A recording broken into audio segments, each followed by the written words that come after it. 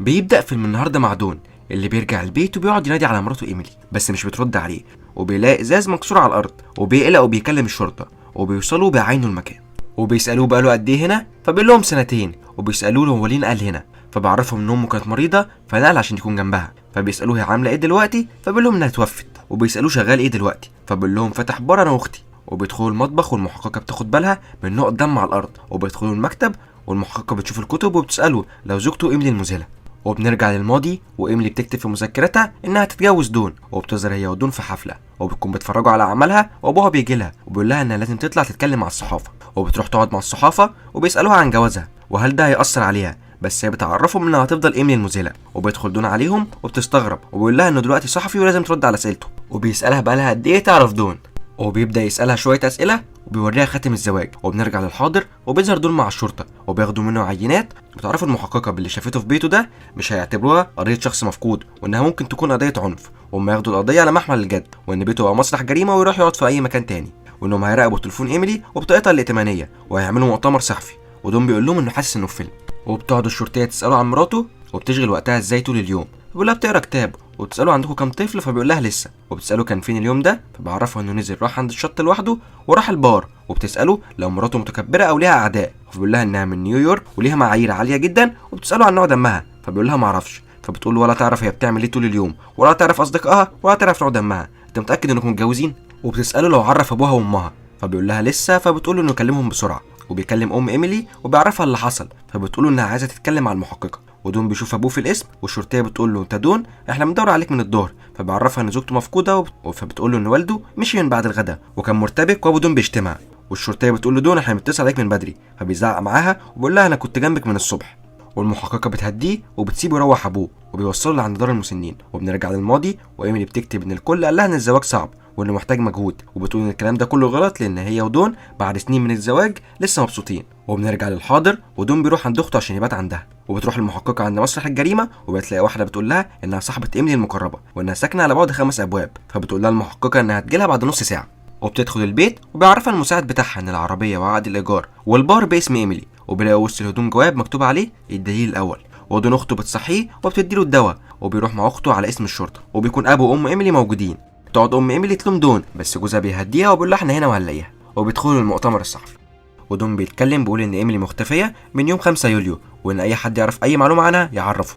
وبيبدا ابو وام ايميلي يتكلموا وبيقولوا انها بنتهم الوحيده وانها ايميلي المذهله وانها ليها جمهور كبير وانهم عملوا مؤسسه تطوعيه للبحث عنها وكمان موقع على النت، وبيخلصوا المؤتمر وبيقعدوا مع المحققه وبيحكوا لها ان قبل كده كان في واحد على علاقه بيها ولما سابته كان هينتحر، بس الكلام ده من 20 سنه وانهم عرفوا ان عزل قريب من هنا من فتره، وبيعرفوا ان كان في واحد تاني بس من 8 سنين وانها رفعت عليه قضيه لانه حاول يعتدي عليها، المحققه بتسال دون لو في اي حادثه حصلت قريب، فبيقول لها على حد علمي لا، وبيكون دون ماشي بس المحققه بتنادي عليه وبتوريه الرساله اللي لقيتها، فبيعرفها ان دي مسابقه البحث عن الكنز ومراته بتعملها بمناسبه عيد زواجهم، فبتقول له يحلها عشان يعرفوا اخر تحركاتها، وبيقدر يحلها وبيتحركوا على المكان وبيلاقوا الدليل التاني وبيقرا الرساله، ودون بيقول للمحققه انه مفهمش حاجه وبيتحرك بسرعه على بيت ابوه وبيدخل والانذار بيشتغل وبيحاول يوقفه بس مش بيعرف، لحد ما حد بيتصل عليه وبيطلب منه يعرف بنفسه وبيعرفه انه دون والانذار بيقف، وبيلاقي الدليل التالت على السفره بس الشرطه بتكون وصلت وبتكون المحققه معاهم وبتشوف دون وبيقول لها انت ماشيه ورايا ولا ايه، فبتقول له ايه اللي جابك هنا، فبيقول لها ان ده بيت ابوه وانه كل اسبوع كده بيجي يطمن عليه،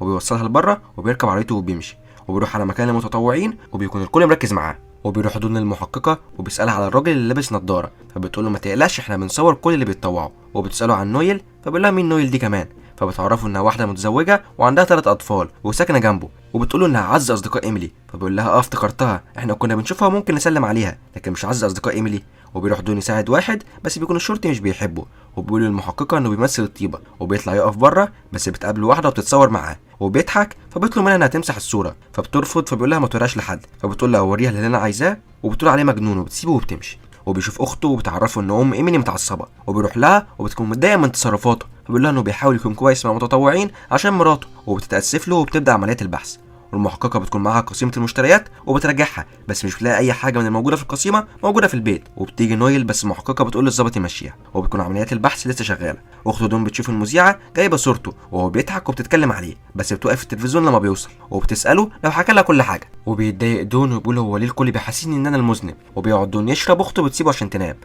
وبنرجع للماضي وايميلي بتودع اهلها عشان يروحوا يعيشوا عند ام دون بسبب انها مصابه بالسرطان. وبيوصل دون وبيجري على ام واخته وهو سعيد. وبتكون ايميلي متضايقه عشان محدش اخد رايها وحاسه انها ما بقتش سعيده معاه. وبنرجع لدون وبيجيله رساله بتقول انا بره، وبيطلع يشوف ومش بيلاقي حد. وفجاه واحده بتظهر وبيطلع انه عارفها وبيسالها مش بترد ليه. وبيتكلم معاها وبيسالها لو عرفت حد بعلاقتهم، وبيقول لها انهم مش لازم يشوفوا بعض لحد ما الوضع يهدى. وبنرجع للماضي ودون وايميلي بيتخانقوا عشان هي عايزه طفل وهو رافض، لحد ما بيتعصب وبيزقها وبتتخبط وبيدرك اللي حصل وبيعتذر لها. وبتتحرك المحققه والظابط على مكان مهجور، وبيكون في ناس بتشرب المخدرات وبتجري فيها كمان. وبتروح عند حد تعرفه وبتوريه صوره ايميلي وبتساله عليها، فبعرفها انها جات له وكانت عايزه مخدر قوي وسلاح وانها كانت باين عليها انها بائسه جدا. وبنرجع للماضي وايميلي بتكتب انها بتفكر تشتري سلاح لانها خايفه من دون يكون عايز يتخلص منها. وبيقوم دون من النوم وبيمشي صاحبته قبل ما اخته تصحى، واخته بتشوفه وبتشتم فيه وبتقوله دي عندها 20 سنه، انت تعرفها من امتى؟ انت كذاب وخاين. وبتساله تعرفها منين؟ بيقول لها دي تبقى طالبه عندي واسمها اندي. واخته بتعرفه لو حد عرف بعلاقتهم امره هينتهي. واخته بتوريه المذيعه وبتكون عارضه صورته مع المعجبه وبتتكلم عليه، وبتستضيف محامي بيدافع عن الرجاله اللي بتقتل زوجاتهم. وبيقول المحامي انا بالنسبه لي ان دون طبيعي وانا ممكن يكون بيضحك عادي، دي مجرد صوره. واخته بتقول له وكل بولت محامي ليك، فبيقول لها انا مش محتاج محامي وبتسيبه وبتمشي. وبولت بيقول ان دون بريء حتى تثبت ادانته. وبيرجع دون البيت وبياكل القطه وبيشوف الشرطه وهي واقفه قدام البيت. وبتوصل المحققه صور التحقيق الجنائي وبيكون واضح فيها ان كان في دم على الارض من 4 شهور. ودون بيقفل البار وبيروح يشوف اخته المحققه، وبيكونوا متجمعين في مؤتمر قدام البيت وبيتكلم في الميكروفون وبيشكر كل الموجودين. وبيقول لهم انه عارف ان الناس بتسال لو ليه ايد في الموضوع، فبيعرفهم انه ما عندوش محامي ومتعاون مع الشرطه، وانه ممكن مش بيظهر على الكاميرا زي ما الناس عايزه، وانه سايب الصحافه تتكلم عليه زي ما هي عايزه والكل بيسقف له. وان ويل بتظهر وسط الناس وبتقول له وديت فين مراتك الحامل، وبيحاول يخبي على الكلام والصحافه بتجري وراه. وبيركب العربيه مع الشرطه وبيوصل للبيت، والمحققه بتساله انت كنت تعرف ان هي حامل؟ فبيقول لها نويل معتوها. بس المحققه بتوريه صوره نويل مع ايميلي وبيبين انهم صحاب مقربين،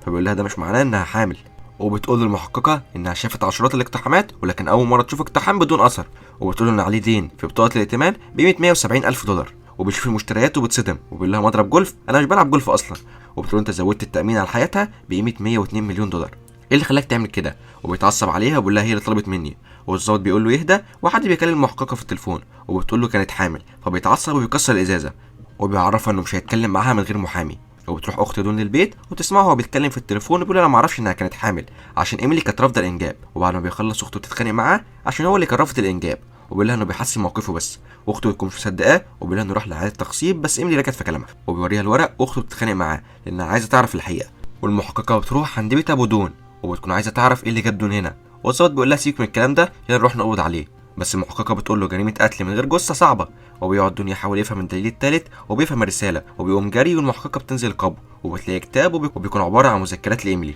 وبيدخل دون مخزن البيت ويلاقي المشتريات اللي الظابط كانت بتساله عليها، وبيلاقي هديه ملفوفه. وبتظهر ايميلي يوم الاختطاف الصبح وبتكون مخططه لكل اللي بيحصل عشان تسجن دون.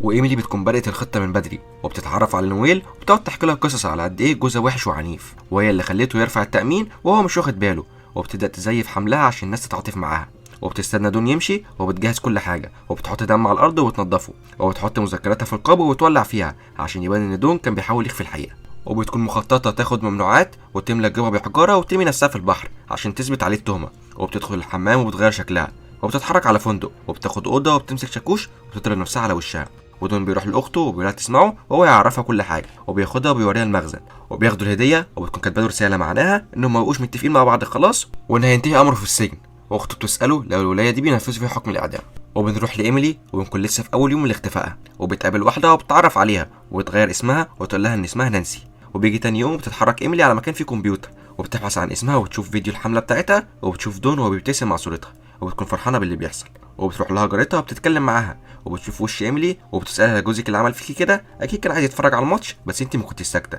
فبتعرفها ايميلي ان الموضوع اسوأ من كده، وبتقول لها انها كانت رايحه الحانه عشان تفاجئه بس لقيته بيخونها مع واحده اصغر منه.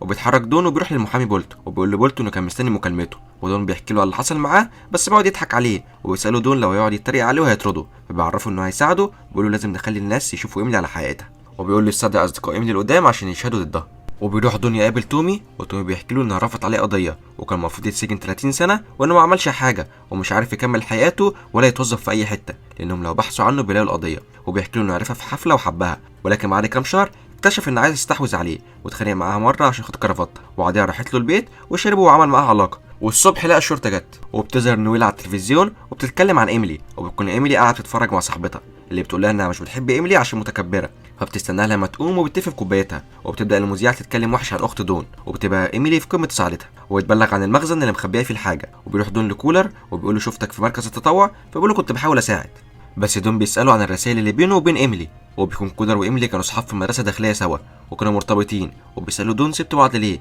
فبيقول له ما تفهمناش، بس دون بيقول له ان ايميلي قالت له ان هي اللي سابته وانه كان هينتحر لما هي سابته، وكولر مش بيعجبه الكلام وبيسيبه. ودون بيشوف ناس كتير واقفه قدام البار، والمحققه بتكون قاعده تقرا في المذكرات بتاعت ايميلي، وبيكون الضابط مقتنع ان دون عمل كده، بس المحققه بتقول انه كان هيتاكد ان المذكرات ولعت مش هيسيبها كده. وتاني يوم بولت بيروح لدون وبيتحركوا على بيت ابوه، وبيلاقوا الشرطه قافله المكان، وبولت بيقول له ان اللي لقوه جوه اكيد سيء، وبعدوا يتكلموا مع بعض، وبولت بيقول له انه لازم يقول للشرطه عن اندي، وبيقول له كمان يسبق ويبلغ عن المخزن لانهم لو لقوه هيتهم اخته لانها اكيد ساعدته عشان يخفي الجريمه. وبتروح ايميلي تلعب جولف مع صاحبتها، وبيكون معاهم راجل كده مراته صابته، وبتفرح ايميلي لما بتنزل الكوره، بس الفلوس بتقع منها واصحابها بياخدوا بالها وبيقولوا احنا كنا فاكرينك مفلسه زينا، وبتكون ايميلي قاعده بتعد الفلوس وبتلاقي حد بيحاول يفتح الباب، بس لما بتطلع مش بتلاقي حد، وبولت بيقعد يتكلم مع دون وبيقول انه ظبط له لقاء في التلفزيون وانه لازم يحكي عن اندي، بس بيرفض، بيقول له دي فكره وحشه، واخته بتقول له ان الصحافه هتسال اسئله كتير، وبولت بيفهمه من القضيه دي مهم فيها راي الناس. وبتكون ايميلي بتنظف المكان عشان تمشي، وبيجوا اصدقائها وبيدخلوا وبيقعدوا يفتشوا في البيت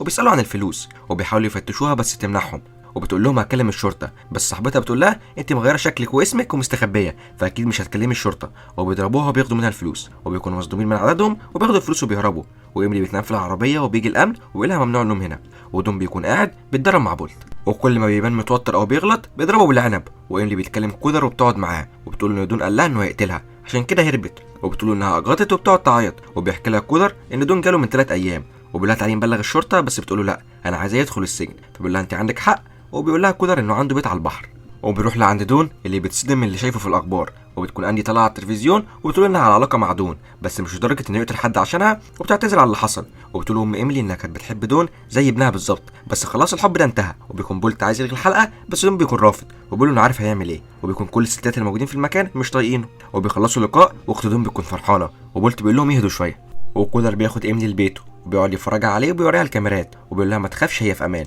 وبيتسلل دون عشان يروح لاخته بس الصحافه بتشوفه، وبيدخل البيت وبيقعدوا يتفرجوا على الحلقه، وبتكون ايميلي وكولر برضه قاعدين يتفرجوا، وبتسالوا المذيعه لو قتلها، ودون بيقول لها انا ما عملتش كده وانا ممكن ما اكونش مخلص وانا ندمان على كده، وبيقول لها ان كونه مش قاتل ده مش معناه انه طيب، بس هو هيعمل اي حاجه عشان يلاقي زوجته، وبيقول لها انه قابل ايميلي من 7 سنين وانه كان مغرم بيها وانه كان من مكان عادي وطموح عاديه بس حاول يكون شخص كويس عشانها، وانه اتظاهر بانه شخص كويس وانه عايز يصلح ده، والمذيعه بتقول له بس هي ميته، فبيقول لها لا انا متاكد انها عايشه، فتطلب من المذيعه يتكلم مع الكاميرا ويوجه رساله لزوجته، وبيبص للكاميرا وبيقول لها انه بيحبها وانها افضل شخص عرفه، وبيقول لها انه بيحبها وبيطلب منها ترجع البيت، وكولر بيتضايق وبيقفل التلفزيون، واخته دون بتشوف راي الناس وبيكون نجح والناس بتشجعه، وفجاه بتيجي الشرطه على البيت بيكونوا جايين يفتشوا المخزن وبيلاقوا الحاجه اللي ايميلي كانت مخبيها، وبياخدوا اخته للسجن لان ده مخزن بيتها. كولر بيكون مع ايميلي وبيتخانق معاها وبيقول لها انها بعد 20 سنه جت واختارته وانها لازم تثق فيه وتسيبها من دون،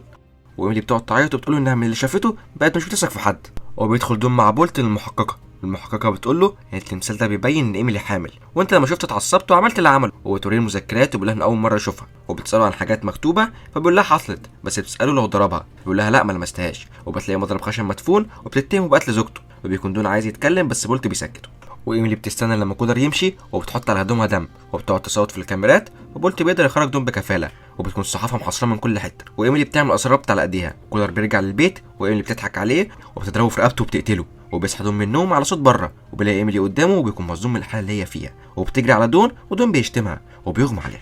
وبيروحوا المستشفى والمحققه بتسال دون رايك كيف اللي حصل، فبيقول لها دلوقتي بقينا اصحاب، فبتقول له طول ما انت ما قتلتش زوجتك هنفضل صحاب، وبعد المحققين مع ايميلي وبتبدا تحكي اللي حصل معاها، وبتعرفهم ان الباب خبط الصبح وراحت تفتح واتصدمت من اللي شافته وانها من الثانوي وهي بتحاول تهرب منه بس بتكون مش عارفه، وبيزقها وبتجري على المطبخ وبيضربها بمضرب خشب، بس المحققه بتسالها وصل للمضرب ازاي، وبتقول لها وقع وانا كنت جايباه عشان ادافع عن نفسي، وبتسالها عن المخزن بس ايميلي بتلغوش على الكلام، بس المحققه بتعيد السؤال من تاني، وايميلي بتمثل انها تعبانه والمحققين بيقولوا لها تكمل كلام، فبتكمل وتقول انه اخدها للبيت وحلق لها شعرها وجوعها وكان بيعتدي عليها وانه كان رابطها زي الكلب، والظابط بيقول له دون انها قطعت رقبته خالص، فبيقول له دون هي ازاي وصلت للسلاح وهي مربوطه، والمحققه بتسال ايميلي عن المذكره بتاعتها وانها كاتبه انها بتتعرض للعنف، وايميلي بتقول لها للاسف لان زوجي طبعه حاد بس انا بحبه، وبتسالها هي ليه عايز تشتري مسدس، فبتقول ايميلي انها بتفقد تركيزها عشان تعبانه، وكويس انها عرفت تهرب، والا كان زمان جوزها محكوم عليه بالاعدام وبينه التحقيق. بس محققين بيسالوا ايميلي لو حاسه بالامان انها ترجع بيت جوزها، وبتبص لجوزها وبتضحك وبياخدها عشان يروحوا.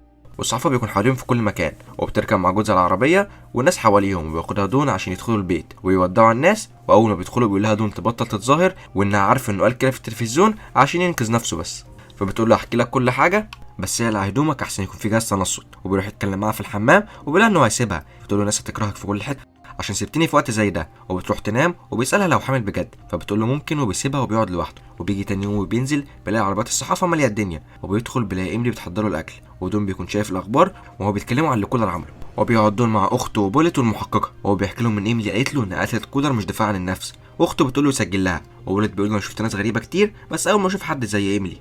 وبيروح دون على البيت وبيبص من الشباك، وايميلي بتساله بيعمل ايه، فبيقول لها انه مش عارف ينام. ودون بيتكلم نفسه في المرايه وبيقول ان كل اللي اتقال عن مراته ده كذب، وبتنادي عليه عشان يفطر. وبتقول له شعورك ايه بعد رجوع زوجتك، فبيقول لها شعور رائع. وبتيجي الصحفيه اللي اتكلمت عنه وحش وبتعتذر له، بس هو بيقول لها ان قالت عليه قاتل وغلطت في اخته. وبتكون جايبه له هديه بس بيسيبها وبيروح لايميلي، وبتكون جايبه له هي كمان هديه عباره عن اختبار حمل. وبتقول له انها حامل فبيتعصب عليها، وبيقول لها نعمل تحليل، وبتقعد تضايقه وبتقول انها بتحبه وهتعمل اي حاجه عشانه، وانها ممكن تقتل كمان. ودون بيكون مع اخته اللي بتعيط وتقول له ازاي هتعيش معاها 18 سنه، خد حضانه الطفل وطلقها. وهو بيقول لها مستحيل، وان الطفل ده ابنه ومش هيسيبه، ويقول لاخته ان دلوقتي بقى عنده مسؤوليات. وبيظهر دون مع ايميلي على التلفزيون وهو بيقول ان جاي لهم طفل في طريق. وبكده خلص الفيلم. يلا سلام.